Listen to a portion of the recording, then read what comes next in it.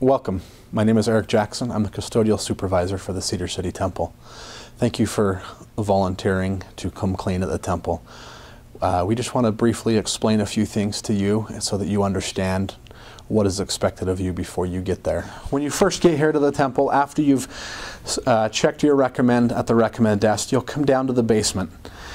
In the basement, right across from the study, you'll receive a pair of scrubs. We have various sizes. We've got all the way from extra small up to 5X, so don't worry about not having the right size. Once you've gotten your scrubs, you'll also be given a pair of shoe covers. You can then take your scrubs and shoe covers and you'll go down to the ordnance worker dressing room where you'll change your clothes. You can use the lockers there to store your clothes in.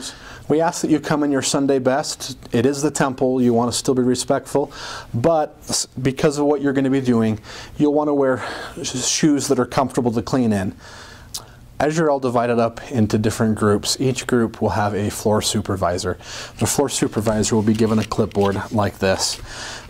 The top page is laminated and it is a floor map of the floor.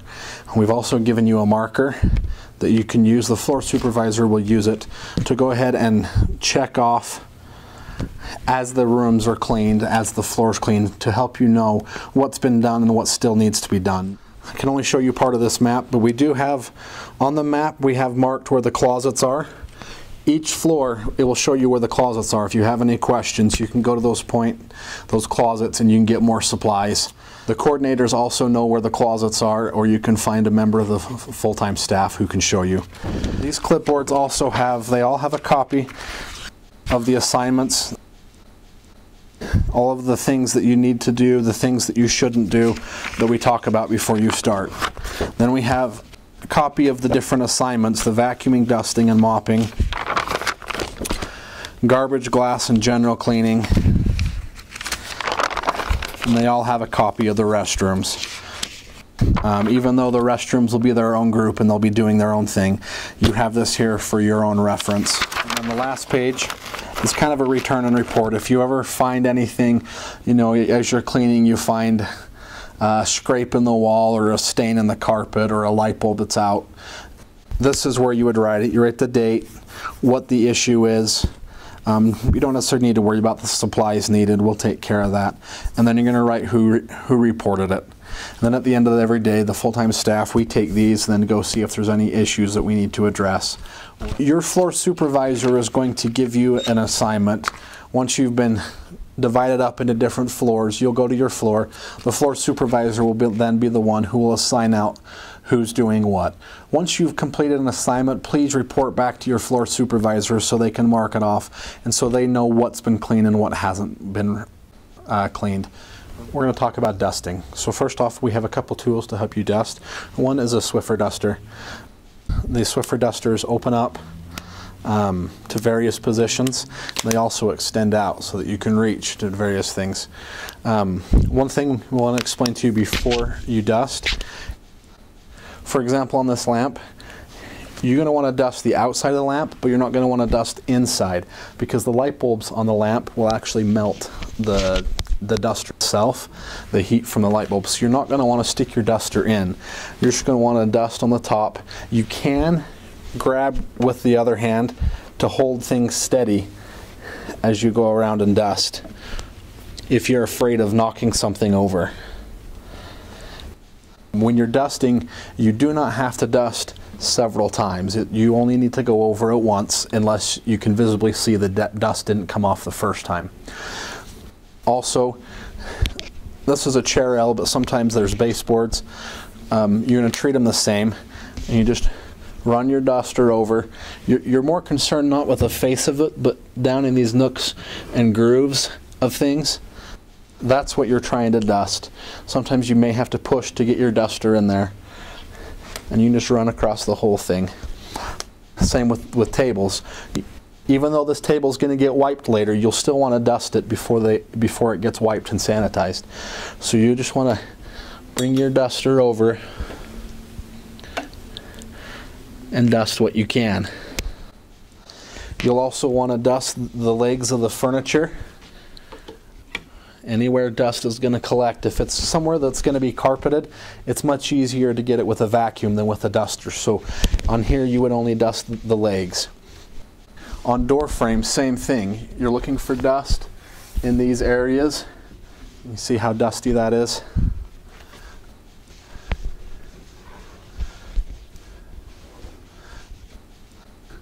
Anywhere that dust is going to collect. One other thing with dusting, it's okay to dust the picture frame, but we don't want you to dust the pictures itself. We just don't want any damage happening to the pictures. So you get the outside edge first, then you want to come in and get that inside edge that catches dirt also. This is a long duster. It helps you reach areas that you may not be able to get to with the other duster. It's a little bit longer. It also attaches to the mop handles to give you a bit longer reach. This part also is bendable, so you can bend it into different areas to help you get things. Like on top of doors, you can bend it that way, or it helps with vents, trying to get in vents. When this is dirty and it looks like it's not picking up the dust or just pushing dust around and leaving it, it's time to change it. You change it by undoing the Velcro here and just pulling it out. We have more of these on the carts and in the closets, and if you can't find any, please ask and we'll be glad to get you some. On the mop handle, there's these two buttons. You push in, the mop head comes off. And then you can attach this to your mop handle. That extends your reach. So we're going to go ahead and dust this area that we couldn't get with a Swiffer.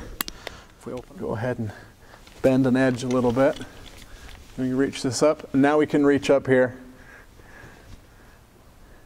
and dust that. All right, I want to talk about trash cans now. We have several different types of trash cans. First one, this is called a Brute. We have these in a couple areas, and then the carts that we have you use are basically a Brute that have an apron on it with all your supplies. When you empty the Brute trash can, what you're going to do, you just grab the bag and pull it out, and then we have other bags inside. When you put the bag in, ours has little tabs that come down the side right there. You want to gather the trash as nicely as you can into a little point like this, and then kind of wind it up, and then you'll just loop it around that pin right there. Now on some of the littler trash cans that we have, these are the two that we use. There's a silver one that we use in the restrooms, but it's similar to this, only it has a lid over top of it. So you're not going to have to worry about this because the lid will hold that liner down. Now these both have a little insert inside the trash can. So when you take the bag out, you just pull the bag out, throw it away. When you put a new one in, you're going to do them differently. Make sure the liner goes clear to the bottom. Put it down. You don't want to leave it like that, because then when you put it in, it's going to blow out and it's going to look bad. You want to do like we did on the bigger can. You're going to pull it tight. Make sure it stays to the bottom. Wind up all the excess, about like that. And you're just going to kind of twist it and hold it in place as you place it down in the can. That will keep it looking nice and keep the liner in. Now on this one, it has two holes on the side. You're going to do it just a little differently. I'm going to push the liner down in, and then you go ahead, pull it down. You want to grab it in the middle, and then you're going to push it through those two holes.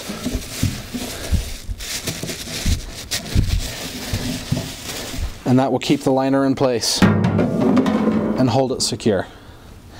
You should have in your trash cans, there should be a roll of liners that you'll want to keep inside the insert. You don't want to stick it down in before you put the insert in. Otherwise, when you put it in, it looks funny and it doesn't go down all the way.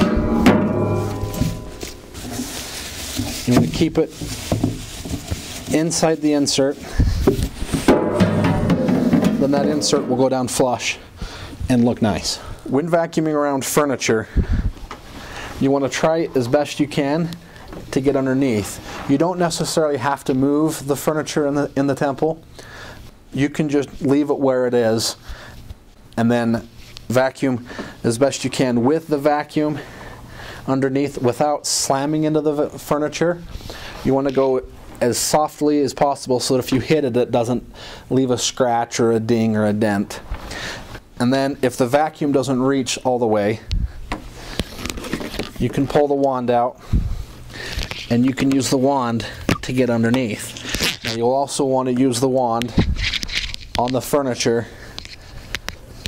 to vacuum the furniture and get anything off. It's very important to first unplug the vacuum before winding the cord. So you're going to turn your vacuum, put your vacuum up, turn it off. You never want to grab the cord and just yank on it.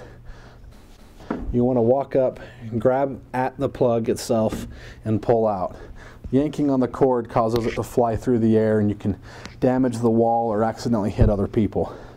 And you want to lay your cord down, come back to the vacuum, and you always want to wind your cord from the machine to the plug. The cord just kind of roll in your hand.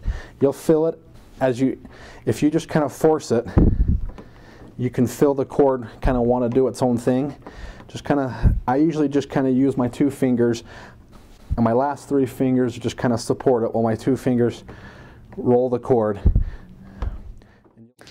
And you can just hang that cord right there on the vacuum. That keeps the cord nice and loose so we don't get any of those knots or tangles or bends in the cord that are hard to get out. Alright, we're going to talk a little bit about using the chemicals and some of the procedures you're going to use to clean. So we have here some of the different rags that we'll be using. There are 2 blue ones. One is a microfiber and one is a blue suede. So the blue suede is what you'll use to clean glass and windows and mirrors, things like that. When you come to clean, most of the time these are already pre-wet for you, so you won't have to worry about it. But you just get them wet, a little bit about like that. You can see I didn't get all of it wet. I just got it enough. There's a little bit of water in there, and then I'm going to wring out what water soaked up in it.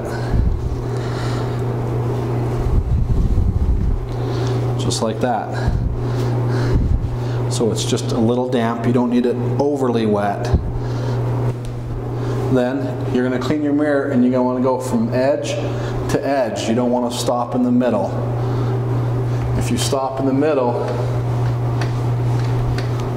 then when it dries, you tend to get a little bit of dust or whatever you picked up, it pushes it to that edge. You want to start as high as you can reach. You want to start at the top, go all the way to the other edge, and back.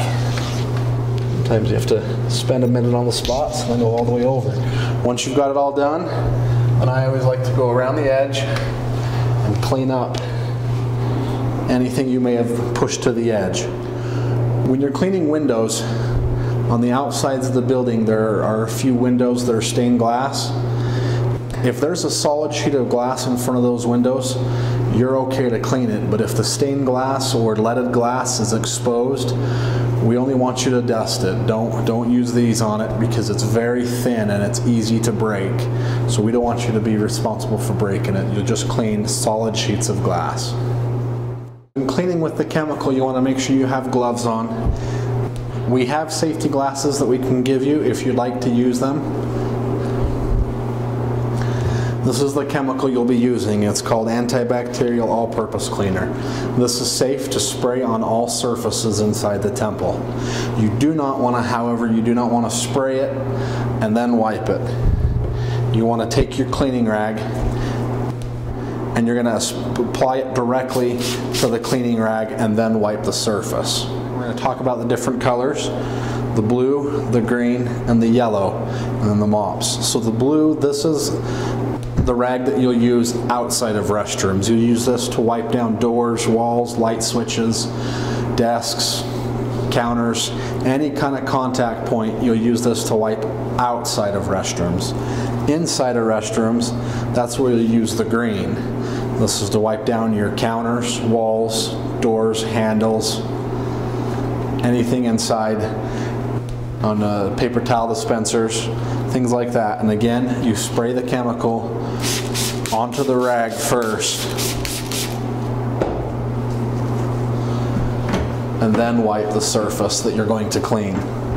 The yellow rag is what you'll use to clean toilets and urinals.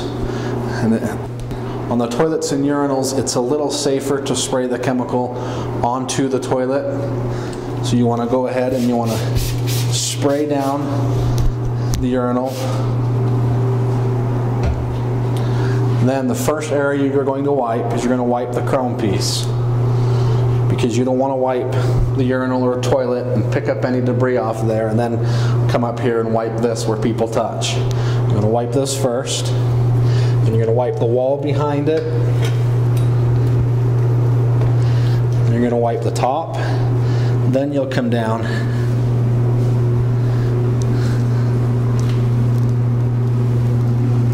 and you want to make sure you wipe clear down underneath like that. Remember, when you're cleaning, you've got 8 sides to your rag. After you've cleaned one urinal, you probably don't want to clean the next one with the same side.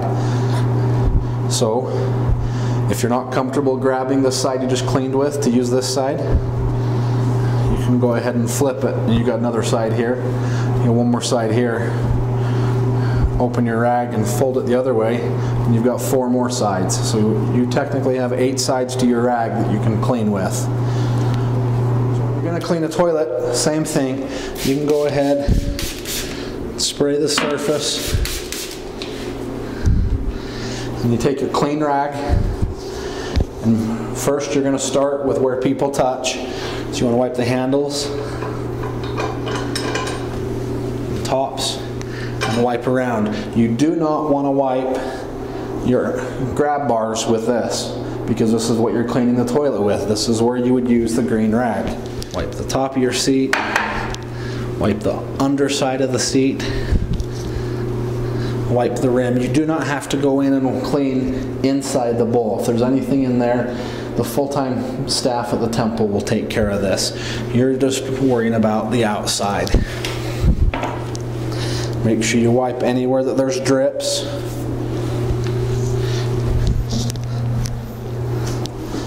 And your toilet's done. And go ahead and flip your rag over to the other side, and you're okay to go do another toilet. You go ahead and spray your chemical on. And then you want to wipe your counter first. And then come in and get the sink. Wipe the chrome areas. You have to be careful, because the sinks we have in the temple are automatic. So if you stick your hand underneath, the water's going to turn on. You will get wet at this point. Make sure you're wearing your gloves. If your rag gets wet, you'll probably have to change to a new rag. The easiest way to avoid it, these don't have the sensor, but we'll pretend that they do. If you come in from the back, like so, you'll go around the sensor. The sensor is right here on the front, so you've kind of got to hide behind it. If your hand happens to cross the path of that sensor, it will turn on while you're back there. If you hold the rag out like this, it'll turn on. You got to keep it flat. Or if you get your hand too far forward, the sensor will turn on and you'll have to start over. I'm going to make sure you get all debris out. And there you go. Now, as you're cleaning in the bathroom, you won't have to worry about soap dispensers, paper towel dispensers, or toilet paper dispensers. The full-time staff will take care of that. Unless we have another need, we'll train you specifically on how to do that if we need you to. When you mop, you're going to want a dust mop with a rag like this that's dry, or we have some longer ones. I'll show you those. But when you're mopping in here, you want to put a dry mop down. You tape your mop pad, stick it right on the top of your mop, and then you're going to go around all edges.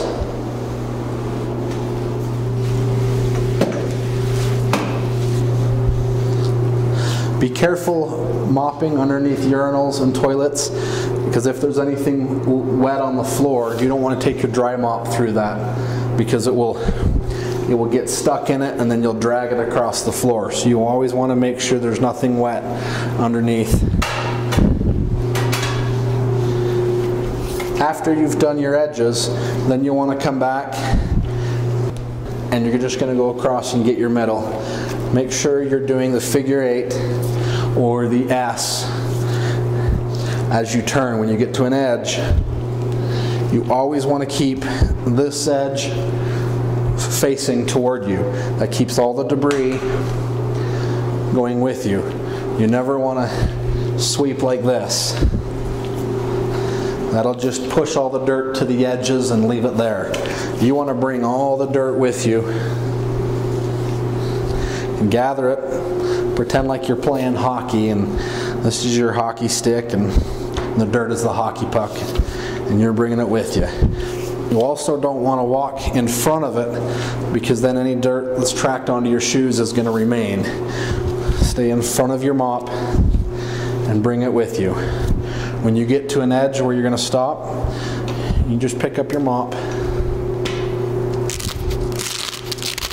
and roll the mop head up. That'll keep all the debris contained inside the mop. And then you can go put it in your bag that you're keeping all your dirty mops and dirty rags in. Another way we'll have you mop in the restrooms, dry mop, is by using one of these Swiffer dry mops. This is the mop head, and this is the head you're going to put on it. You're just going to unfold it. You don't have to set it on the ground. You can just do it just like this. And then you're going to push those edges right into those holes, and that will keep it there.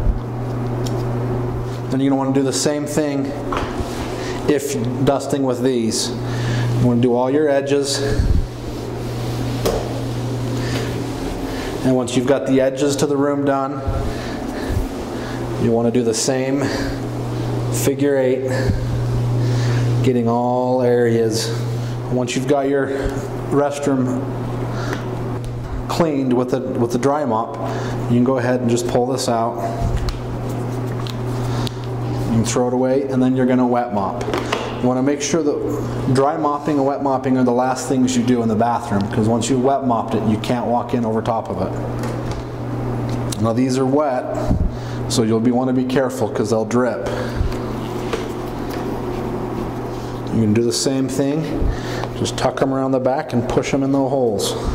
And one of the reasons we use these to mop in the bathrooms is these are, sometimes you've got to scrub. For example, underneath a urinal, you may have some stains that you'll need to scrub on. So with this, it's okay to scrub back and forth like this, as long as when you're done, you come back over it and gather everything up. Continue mopping the bathroom the same way you did the dry mop. You want to get all your edges and then come back doing your figure 8s or S's and working your way to the door. When you're done, simply just pull it out, gather it up, and you can put it in the trash.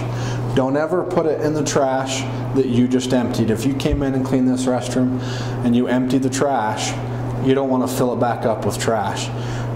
You should have a bag of trash that you can carry around with you outside, and you want to put this in there. That way, the next time someone comes in, the first thing they see isn't what you cleaned. So we're going to go ahead and dust mop this area. Again, we're going to take our dust mop, just put it on the ground, take our mop, put it down, and then we're going to dust the edges. And once you've got all your edges, you can go ahead and do the inside. You can do your figure 8, bringing everything with you. If you're in a hallway like this, sometimes it works best to only do part of it and then come back, making bigger turns as you come back out. You see, if you happen to leave something, swing back and get it. And then when you get to the edge, just go ahead and pick your mop up. Yes, sometimes it leaves debris right along the edge, but we have dust mops, or we have brooms and dustpans that you can use to come and sweep that up, or sometimes you can just grab it with a rag. Roll up your dust mop, and that'll keep all the debris contained within it, and you can put it in your bag of dirty mops and rags. When you're ready to wet mop, you'll have a mop bucket like this. We'll have all the chemical filled up with all the mops in it. Now, if you happen to need more mops, that's okay. You can get them out of the closet, or some of the carts have some mops on them that you can put on. You want to make sure you have gloves on, because it is chemical. You want to pick up the mop, and then you're just going to roll it up. Once you got it all rolled up, go ahead and squeeze the mop and wring out any excess chemical. You don't want your mop overly wet. Go ahead and just lay it down on the floor, and then place your mop right down on the... And you want to go ahead and do just the same as you did when you were dry mopping. Go along your edges, and once you've got your edges, then you can go ahead and go back to the corner. You always want to go back to the furthest point and work your way out. You never want to mop yourself into a corner, or mop yourself to a point where you have to walk over top of your freshly mopped floor. You do your figure 8s or S's, keeping that front edge facing you all the way to where you're coming out. And just pick up your mop, and you're going to do the same thing, and then place it in the bag carrying all your dirty supplies. Thank you again for choosing to come help us at the temple.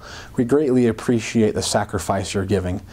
And remember, this is the house of the Lord, and He will bless you for coming to help Him.